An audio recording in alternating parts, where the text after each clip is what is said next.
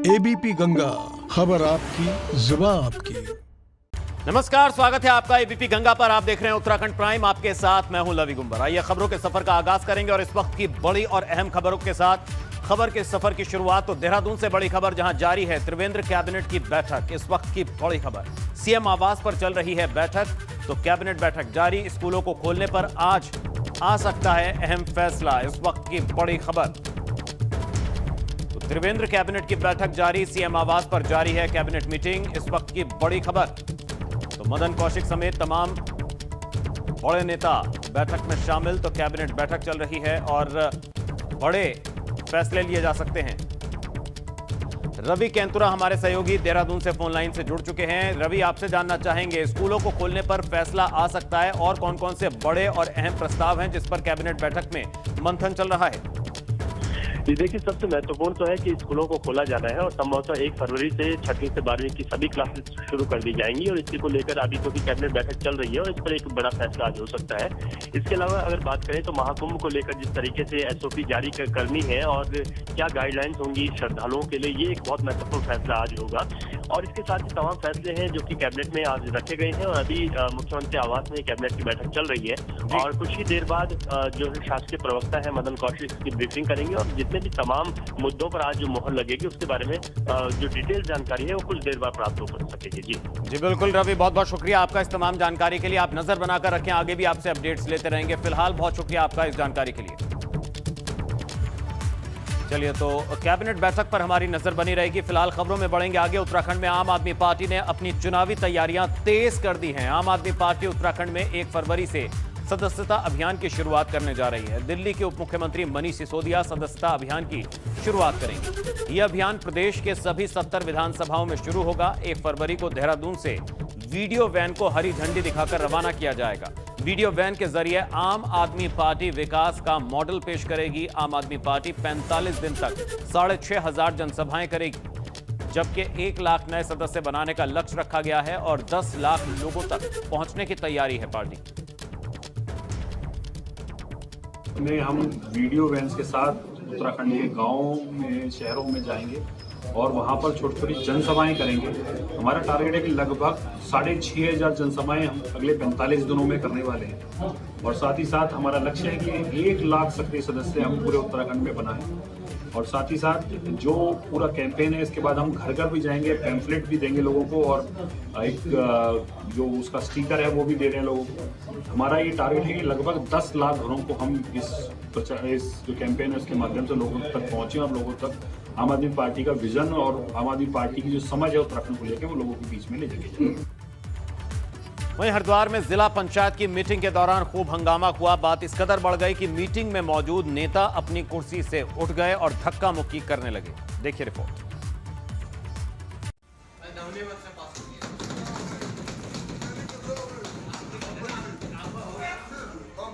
ये तस्वीरें हरिद्वार में जिला पंचायत की मीटिंग में हुए हंगामे की है।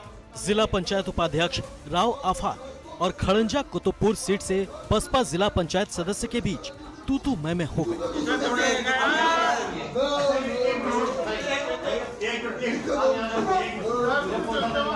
जिला पंचायत सदस्य ने राव आफाक की सदस्यता पर सवाल उठा दिए, जिस पर राव आफाक भड़क गए। दरअसल राव आफाक को वित्तीय गड़बड़ियों के चलते सस्पेंड किया गया है, मगर राव आफाक का कहना है कि उन्होंने कुछ भी गलत नहीं किया। उपाध्यक्ष पद से सस्पेंड किया गया, इन्हें यही पता नहीं कि सदस्यता समाप्त हुई। मैंने कहा लिख कर दे दो, मैं यहाँ से उठकर चला जाऊंगा। ना अपर मुख्य अधिकारी ने ना अध्यक्ष ने लिख कर नहीं दिया। गुंडा कर दी है, नहीं तो उसमें मैंने कोई ऐसा वो नहीं करा, कोई गोलमाल नहीं करा, कोई घूस नहीं खाई, कोई पैसा नहीं लिया, कुछ नहीं लिया। लाके साबित करो। हंगामा इतना बढ़ गया कि एक जिला पंचायत सदस्य अपनी सीट से उठकर आते हैं और राव आफाक के साथ धक्का मुक्की करने लगते हैं। इस दौरान मीटिंग में मौजूद लोग किसी तरह से बीच बचाव के लिए उठते हैं, जिससे मामला ज्यादा बढ़ने से पहले ही रोक लिया जाता है। जिला पंचायत उपाध्यक्ष कल सरकार के द्वारा सस्पेंड कर दिए गए, तो थोड़ा ये था कि भाई वो बैठक में रहे ना रहे, इस विषय को लेकर थोड़ी चर्चा हो रही। हाथापाई ऐसी नहीं है, एक दूसरे को बैठाने का प्रयास किया जा रहा था कि बैठ जाइए। अब बड़ा सवाल ये है कि जनप्रतिनिधियों को क्या इस तरह का व्यवहार शोभा देता है। जनता ने इन्हें सिर्फ इसलिए अपना जनप्रतिनिधि बनाया है कि ये जनहित के मुद्दे छोड़कर एक दूसरे के साथ उलझना शुरू कर दें। एबीपी गंगा के लिए हरिद्वार से रोहित सिखोला की रिपोर्ट।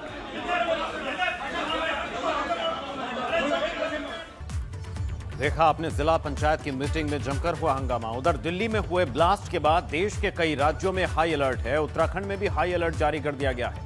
दरअसल हरिद्वार में महाकुंभ का आयोजन हो रहा है, जिसे लेकर सुरक्षा पर ध्यान देना बेहद जरूरी हो जाता है। शहर में अलग अलग जगहों पर चेकिंग की जा रही है।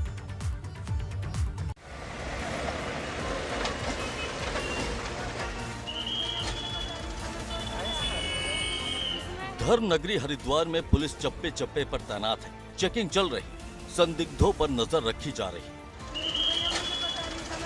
दिल्ली में ब्लास्ट के बाद हरिद्वार में हाई अलर्ट है। शहर के संवेदनशील स्थानों पर पुलिस की तरफ से चेकिंग की गई। डॉग स्क्वाड की मदद भी ली गई।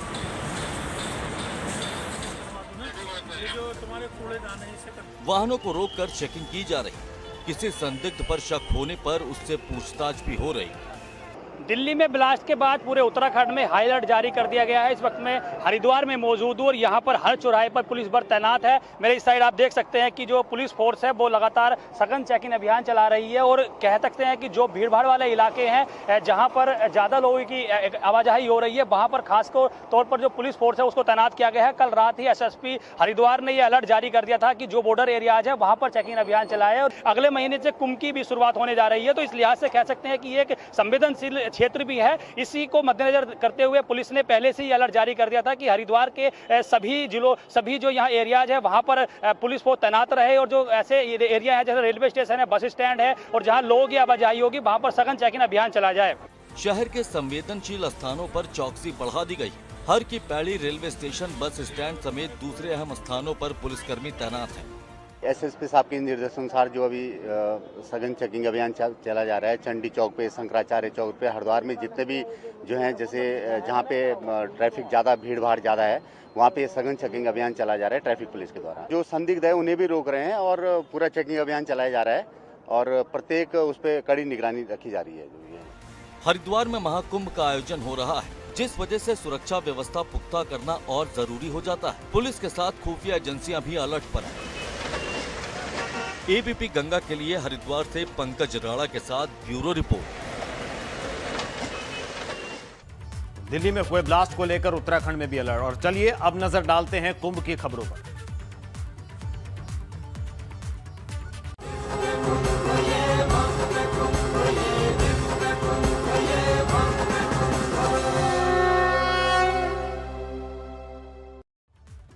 यहाँ तो देवभूमि का दिव्य महाकुंभ, हरिद्वार महाकुंभ को लेकर साधु संतों ने तैयारियां तेज कर दी हैं। अखाड़ों की धर्म ध्वजा के लिए पेड़ों का चयन कर लिया गया है। मेला प्रशासन और अखाड़ा परिषद के संतों ने पेड़ों का चयन किया। राजाजी नेशनल पार्क से 13 अखाड़ों के लिए पेड़ों का चयन किया गया। कुंभ के दौरान सबसे बड़ा 52 फीट का ध्वज जूना अखाड़े का रहेगा।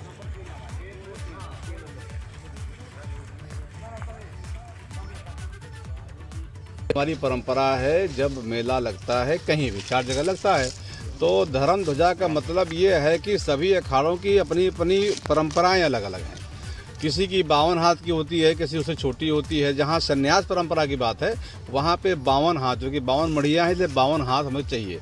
तो जंगलों में हम लोग उसको खोजते हैं और कोई दिन करते हैं निर्धारित। यदि आप 13 अखाड़े साथ में हैं, सब अपने वैष्णव संप्रदाय के हैं, उदारी संप्रदाय के हैं, सब अपने अपने तरह से ढूंढ करके निशान लगा देते हैं। जब धर्म ध्वजा हमारी गड़ती है, इसका मतलब हमने आज से मेला का शुभारंभ कर दिया। जहाँ तक इसकी कार्टेज की बात है, जहाँ तक ले जाना होगा उसमें हल्का फुल्का थोड़ा दिक्कत आ सकती है, लेकिन इसमें ट्रैफिक पुलिस से बात करके, फॉरेस्ट से बात करके और ऐसे आवर्स में हम ले जाएंगे जब पब्लिक को मिनिमम इनकन्वीनियंस हो। तो महाकुंभ नजदीक आ रहा है, ऐसे में धर्म नगरी हरिद्वार भगवा रंग में रंगी नजर आ रही है। आसमान से कैसा दिखता है धर्म नगरी का नजारा, चलिए आपको दिखाते हैं।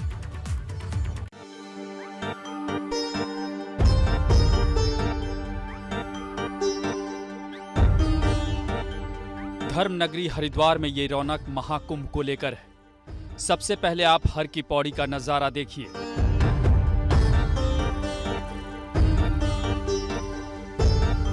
ड्रोन से ली गई इस तस्वीर में हर की पौड़ी की रौनक देखते ही बन रही है।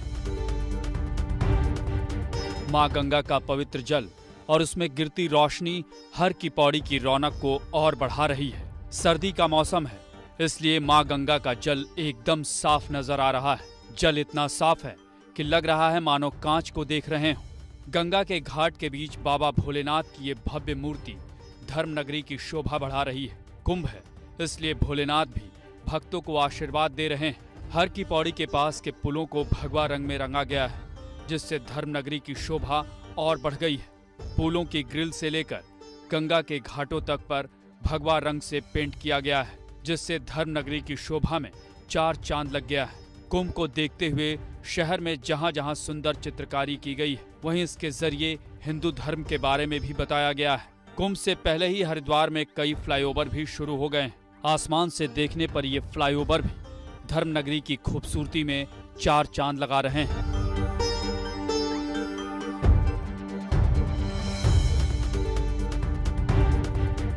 एबीपी गंगा के लिए देहरादून से अजीत सिंह राठी की रिपोर्ट।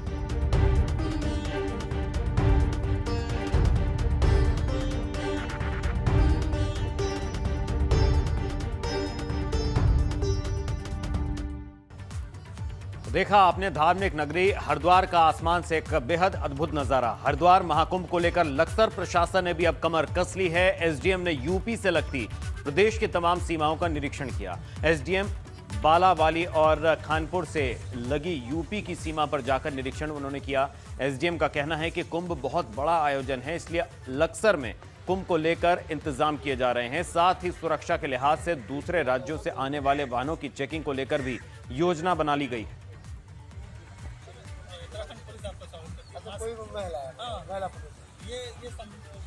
महाकुंभ 2021 के दृष्टिगत जब स्नान होगा और बहुत सारे लोग जो है बाहरी प्रदेशों के हमारे प्रदेश में स्नान के लिए आएंगे, उस दौरान जो भारत सरकार के निर्देश हैं और राज्य सरकार के निर्देश हैं, उनके तहत हम लोग यहाँ पर होल्ड अप एरिया आइडेंटिफाई कर रहे हैं, उसके लैंड आइडेंटिफाई कर रहे हैं और उसमें तमाम जो सुविधाएं हैं उनको देख रहे हैं कि शौचालय हो, पानी हो, बिजली की व्यवस्था हो और लोगों को जहां पर हमने रोकना है। वहीं खटीमा में विधायक पुष्कर सिंह धामी ने सौंदर्यकरण का काम का जायजा लिया, निरीक्षण किया। दरअसल आरोप लगता था कि निर्माण का काम की गुणवत्ता सही नहीं है, जिसे लेकर पुष्कर सिंह धामी और एसडीएम मौके का निरीक्षण करने पहुंचे थे। धामी का कहना है कि जांच में निर्माण काम की गुणवत्ता ठीक पाई गई है। शहर में 6 करोड़ रुपए की लागत से सौंदर्यकरण का काम किया जा रहा है। वैसे इसको खोलने का भी स्टाइल होता है। सर अभी हम लोगों ने देखा है ईंट भी जो है अब्बल ईंट यहाँ पर लगाई जा रही है और साथ ही साथ जो रिटर्निंग वॉल बनाने के लिए 1.5 मीटर का जो इनका नॉर्म्स था उससे भी बढ़ाकर इन्होंने जो है उस गड्ढे को किया हुआ है।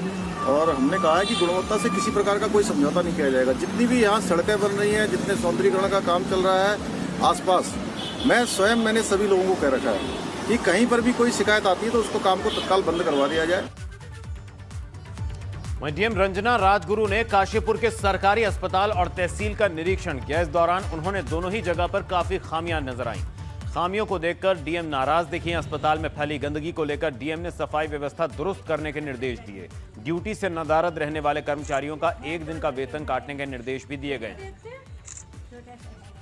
यहाँ पे तो मुझे सबसे पहली बात है कि साफ सफाई का थोड़ा अभाव लगा। हालांकि बिल्डिंग ये रिनोवेट होना है, जो CSR एक्टिविटी में उनका कार्य भी चल रहा है, लेकिन एक होता है कि हमें एक माइंडसेट चेंज करने वाली बात होती। तो जहाँ तक संभव हो साफ सफाई व्यवस्था को दुरुस्त रखा जाए, वो मुझे कमी लगी है। और कुछ स्टाफ आज एब्सेंट है तो उनको CMS को कड़े निर्देश दिए गए हैं कि उनकी एब्सेंट लगा करके उनका 1 दिन का वेतन रोकेंगे। वहीं केंद्र की ओर से उत्तराखंड स्वास्थ्य विभाग को कोरोना टीकाकरण में तेजी लाने के लिए कहा गया है। ऐसे में अब उत्तराखंड में कोविड टीकाकरण की रफ्तार में तेजी आने की उम्मीद है। इसलिए इसके लिए बूथों की संख्या को धीरे धीरे बढ़ाया जा रहा है। कोरोना वैक्सीन के पहले चरण में प्रदेश के भीतर 30% हेल्थ वर्कर्स को टीका लगाया गया है। राज्य में अभी 100 से ज्यादा बूथों पर टीकाकरण का अभियान चल रहा है। प्रदेश में 88,000 के करीब हेल्थ वर्कर्स हैं, जिनमें से 26,000 के करीब हेल्थ वर्करों को अभी तक कोरोना का टीका लगाया जा चुका है। हेल्थ केयर वर्कर्स के लिए तो हमारे पास टोटल लॉट जो गवर्नमेंट ऑफ इंडिया ने हमको दे दिया है। अब हमारे पास सारी वैक्सीन है रिगार्डिंग हेल्थ केयर वर्कर्स के लिए। गवर्नमेंट ऑफ इंडिया का एक लेटर आया है regarding the front line workers, जिसमें पुलिस डिपार्टमेंट होगा, रेवेन्यू डिपार्टमेंट होगा अर्बन अफेयर्स वाले होंगे उसमें, तो उनके लिए वैक्सीन अभी आनी है। लेकिन उनके लिए जो लॉजिस्टिक्स की तैयारी करनी पड़ती है कि उनके लिए कहाँ सेशन साइट बनाएंगे, कहाँ उनको वैक्सीनेशन करेंगे, इसकी तैयारी हमने शुरू कर दी है। और जैसे ही उनके लिए वैक्सीन आएगी तो हम लोग उनको भी वैक्सीनेशन कराना शुरू कर देंगे। इसी बीच हादसे से जुड़ी एक बड़ी खबर आ रही है बड़कोट से। इस वक्त की बड़ी खबर, बड़कोट हादसे में एक की मौत हो गई। इस वक्त की बड़ी खबर, पुरोला के पास अंगोडा में एक कार 200 मीटर गहरी खाई में गिरकर दुर्घटनाग्रस्त। एक व्यक्ति सवार था जिसकी घटनास्थल पर ही मौत हो गई। पुरोला में मोरी की तरफ जा रहा था वाहन। मृतक व्यक्ति अशोक कुमार शर्मा हिमाचल रोहड़ू के निवासी हैं। तो बड़कोट में पुरोला के पास यह हादसा हुआ। 200 मीटर गहरी खाई में गिरी कार, एक शख्स की मौत।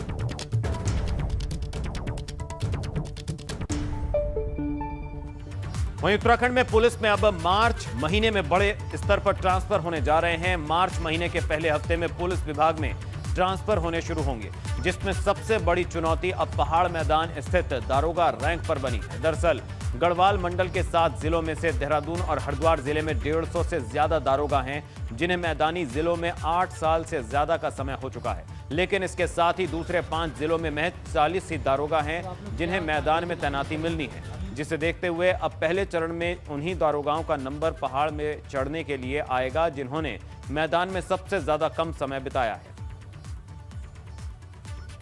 कि हमारे ऑफिस में पूरा का पूरा सूची तैयार की जा रही है। जिन लोगों का समय अवधि जो है पूरी हो गई है पहाड़ में और प्लेन में, उनका स्थानांतरण किया जाएगा। और उसमें जो नीति अपनाई जाएगी वो यही की जा रही है, क्योंकि नीचे से ऊपर जाने वाली संख्या अधिक है, तो जो सबसे पुराने लोग हैं वो सबसे पहले पहाड़ में भेजे जाएंगे और संख्या को पूरा का पूरा बैलेंस किया जाएगा।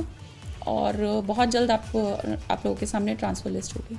उत्तराखंड प्राइम और इस वक्त की बड़ी खबर देहरादून से। उत्तराखंड में 24 घंटे में आए 82 कोरोना संक्रमित। इस वक्त की बड़ी खबर, राज्य में कोरोना के एक्टिव केस बढ़कर 1202। इस वक्त की बड़ी खबर, अब तक 1643 लोग कोरोना के चलते गंवा चुके अपनी जान। 9116 लोगों की कोरोना रिपोर्ट आना भी बाकी। 26 जनवरी को दिल्ली में किसान आंदोलन के लिए हुए बवाल के विरोध में हरिद्वार में रैली निकाली गई। रिटायर्ड पुलिसकर्मियों के परिजनों ने रैली निकालकर विरोध जताया। उन्होंने एसएसपी के माध्यम से पीएम मोदी को ज्ञापन भेजा है, जिसमें बवाल करने वाले लोगों के खिलाफ सख्त कार्रवाई की मांग की गई है।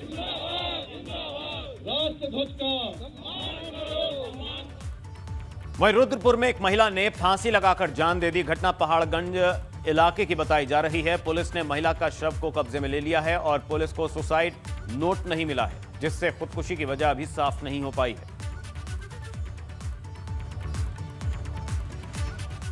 वहीं बड़कोट में लोगों को पानी की सुविधा ही रास नहीं आ रही है। दरअसल गांव में हर घर में सरकारी योजना के तहत पेयजल लाइन बिछाने का काम चल रहा है, मगर ग्रामीणों का कहना है कि जब उनके गांव में पानी की भरपूर सप्लाई है तो फिर पेयजल लाइनें बिछाने का फायदा ही क्या है। ग्रामीणों का कहना है कि सरकारी पैसों का गलत इस्तेमाल होगा। ग्रामीणों का कहना है कि इससे अच्छा तो सरकार वहां पर पानी पहुंचाना चाहिए जहां पर पानी की किल्लत है।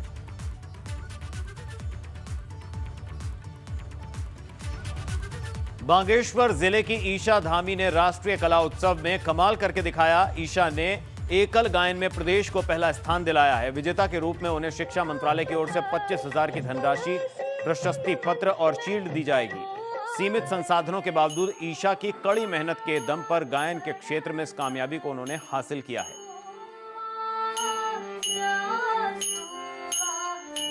मुझे बहुत खुशी है कि राष्ट्रीय स्तर पर मैंने प्रथम स्थान प्राप्त किया है। संगीत सीखने की शुरुआत जब मैं 7 साल की थी, तब से मैंने शुरुआत की।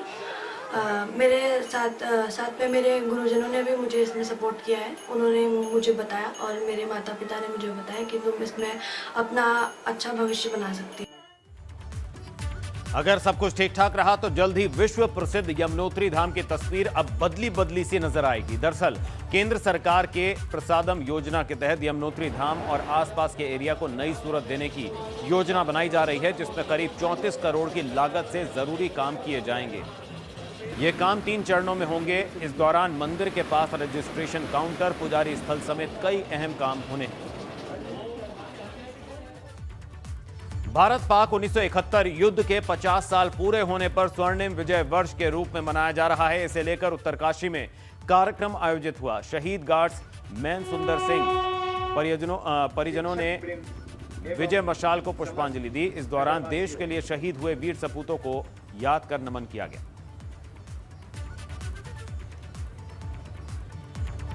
रुद्रप्रयाग में वॉल पेंटिंग के जरिए लोगों को ट्रैफिक नियमों के प्रति जागरूक किया जा रहा है। युवाओं की एक टीम इस काम को अंजाम दे रही है।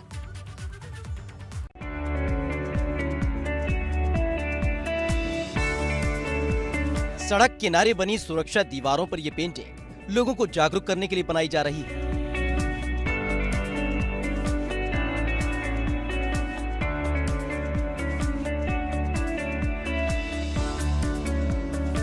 पेंटिंग कर रहे इन कलाकारों की कोशिश लोगों को ट्रैफिक नियमों के बारे में जानकारी देना है। लोकल भाषा में स्लोगन के जरिए लोगों को सफर के दौरान सावधानी बरतने के लिए जागरूक किया जा रहा है। इस वॉल म्यूरल को करने के पीछे जो हमारा अभिप्राय था वो एक तो था रोड सेफ्टी, क्योंकि हमने इसमें एक मैसेज दिया है आराम से चला रे बोला, जो कि लोकल लैंग्वेज में है गढ़वाली में। इसका मतलब है कि जो जितने भी ड्राइवर्स और राइडर्स इस रोड पे जा रहे हैं, हम देखते हैं कि बहुत ओवर स्पीड में चल रहे हैं, क्योंकि नया रोड बना है, अच्छा रोड बना है, जिसकी वजह से बहुत सारे दुर्घटनाएं भी हो रही हैं। तो हमारा सोचना था कि कुछ यहाँ पे ऐसा अवेयरनेस प्रोग्राम चलाया जाए, क्योंकि ये भारत सरकार का भी चल रहा है और सड़क सुरक्षा मंथ चल रहा है। तो उसी को लेते हुए हमने ये वॉल म्यूरल बनाया है कि लोग इसको पढ़ें और थोड़ा सा इससे एजुकेट होएं कि इस रोड पे आपको आराम से चलना है। जखोली के रहने वाले संदीप अपनी 5 सदस्यीय टीम के साथ वॉल पेंटिंग बना रहे हैं। इन्होंने जावड़ी बाईपास के करीब से अभियान की शुरुआत की है। इस जगह सैलानी अलकनंदा और मंदाकिनी संगम समेत पहाड़ की कुदरती सौंदर्य को देखने के लिए रुकते हैं। तो हमारा रुद्रप्रयाग शहर है, इसकी सौंदर्यता को देखते हुए भी हमने इसको थोड़ा सा आर्टिस्टिक वे में करा है, ताकि जो भी लोग यहाँ पे आएँ, बहुत सारे टूरिस्ट आते हैं, यहाँ पे रुकते हैं, नीचे देखते हैं, गंगा घाट देखते हैं, तो इसकी सौंदर्यता बढ़ाने के लिए भी हमने इस वॉल म्यूरल को बनाया है। पहाड़ों में सफर के दौरान सावधानी बरतना बेहद जरूरी होता है। टीम की कोशिश है कि वो अपनी पेंटिंग के जरिए लोगों को सुरक्षित चलने के लिए जागरूक करें, ताकि सफर का मजा किरकिरा ना हो। एबीपी गंगा के लिए रुद्रप्रयाग से रोहित डिमरी की रिपोर्ट।